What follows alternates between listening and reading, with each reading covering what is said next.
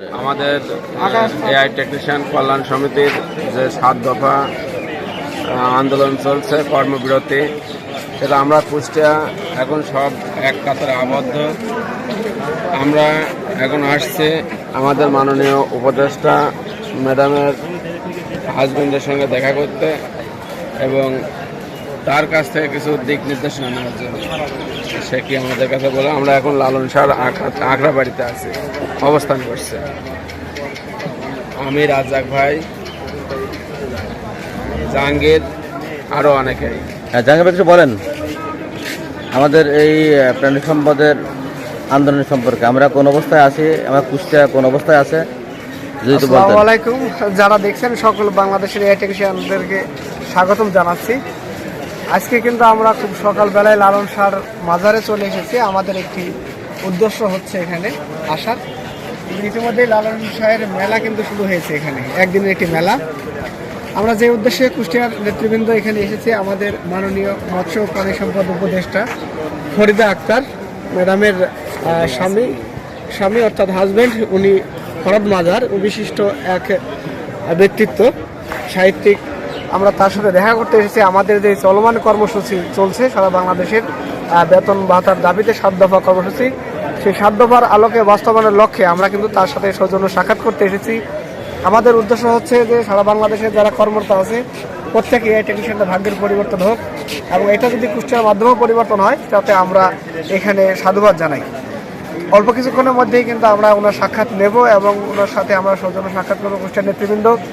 আমরা চাইব যে উনি আমাদের কথাগুলো শুনবেন এবং আমাদের কেন্দ্রীয় যে সংগঠন আছে বাংলাদেশ প্রাণী সম্পদ টেকনিশিয়ান কল্যাণ সমিতি, সেই সমিতির কেন্দ্রীয় নেতৃবৃন্দকে উনি একটি সাক্ষাতের ব্যবস্থা করে দেবেন মাননীয় উপদেষ্টার সাথে। সে আশায় কিন্তু আমরা এখানে এসেছি। এবং আপনারা জানেন যে আমাদের গত 10 তারিখ থেকে ফেব্রুয়ারির 10 তারিখ থেকে আমাদের কর্মবিরতি চলছে, এবং এটা আমরা যেহেতু টেকনিক্যাল কাজ করি, আমরা কিন্তু রাজপথে নামিনি।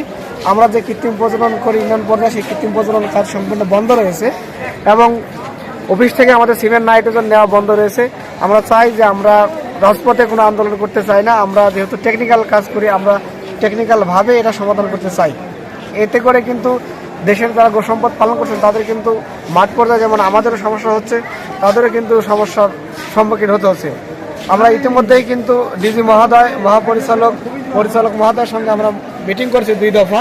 তারা কিন্তু মৌখিক আশ্বাস দিয়েছে, কিন্তু মৌখিক আশ্বাসে আমরা সন্তুষ্ট না হওয়ার কারণে কিন্তু আমরা এই আন্দোলন চলছে, এবং এই আন্দোলন চলতে থাকবে যতক্ষণ পর্যন্ত রাষ্ট্রীয়ভাবে আমাদের এটা কোনো একটা সমাধানে না আসে। তাই আমরা যারা দেখছেন এই ভিডিওগুলো, আমরা তাদের মাধ্যমে আমাদের মহাপরিচালক সহ ডিজি স্যারদের অনুরোধ করবো যে আপনারা যে মৌখিক আশ্বাস দিয়েছেন সেই মৌখিক আশ্বাস থেকে সরে আসুন, আমাদের একটি লিখিত আকারে সেটা চিঠি আমাদের সংগঠনকে দেন, তাহলে আমরা উক্ত আন্দোলন থেকে সরে আসতে পারি। আমাদের সারা বাংলাদেশে যারা এই টেকনিশিয়ান আছেন, যারা ভিডিওটা দেখছেন, প্রিয় সংগ্রামী বন্ধুরা, আমরা যে আজকে 34তম দিন আন্দোলন চলছে, এই আন্দোলন চলমান থাকবে এবং এই আন্দোলনের কোনো ব্যত্যয় হওয়ার সুযোগ নাই। যারা এখনও ভয়ভীতি হচ্ছে, বিভিন্ন জায়গায় শোকেজ করা হচ্ছে, আপনাদের অনুরোধ করবো শোকেজ করার কোনো কিছু নাই। শোকেজ যারা করছে তারা তাদের চাকরি বাঁচানোর উদ্দেশ্যে কিন্তু আমাদের শোকেজ করা হচ্ছে।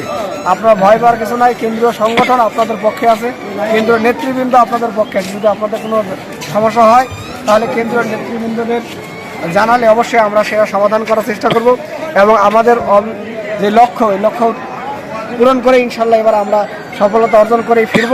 ভয় পাওয়ার কিছু নাই। এবারই কিন্তু আমাদের শেষ লড়াই। এই লড়াই অবশ্যই আমাদের জয়লাভ করতে হবে। আপনাদের ঐক্যবদ্ধতাই আমাদেরকে চূড়ান্ত লক্ষ্যে নিয়ে যেতে পারে। তো সবাই ঐক্যবদ্ধ থাকেন। আজকের মতো সবাইকে ধন্যবাদ জানাচ্ছি। আল্লাহ হাফিজ। ধন্যবাদ জাহাঙ্গীর ভাইকে সুন্দর বক্তব্য দেওয়ার জন্য।